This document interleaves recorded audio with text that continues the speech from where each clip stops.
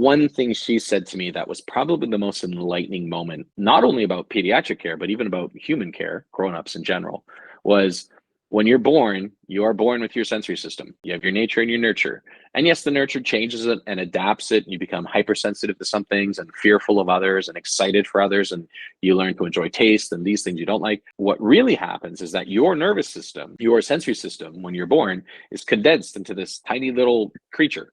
And as you grow, that system expands with it, and it multiplies a little bit. It gets bigger, but not substantially.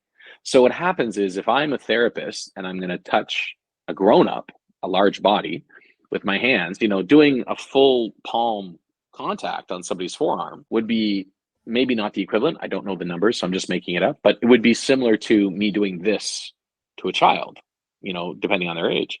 And so when interacting with the sensory system, it made me realize, oh, everybody's sensory system is really specific to who they are naturally.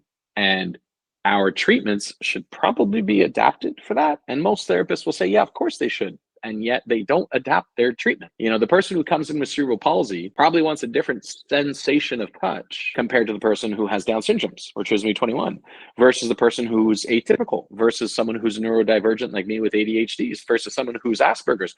We all want different versions of touch, but it's our sensory system that determines that. And in the pediatric population, you just see that more clearly. And when it comes to pediatrics, people will gladly go, oh, of course we should adapt it for them. But when it comes to grownups, we lose that thought process for some reason. We just go, oh, you're a fully functional grown-up, deal with it.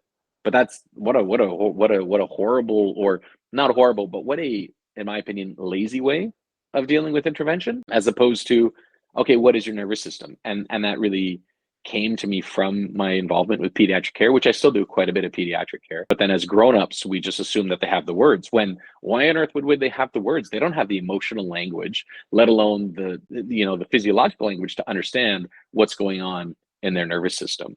And so it's lazy. It's lazy of us to assume that because they're grown up, they'll have the ability to communicate their needs to us clearly.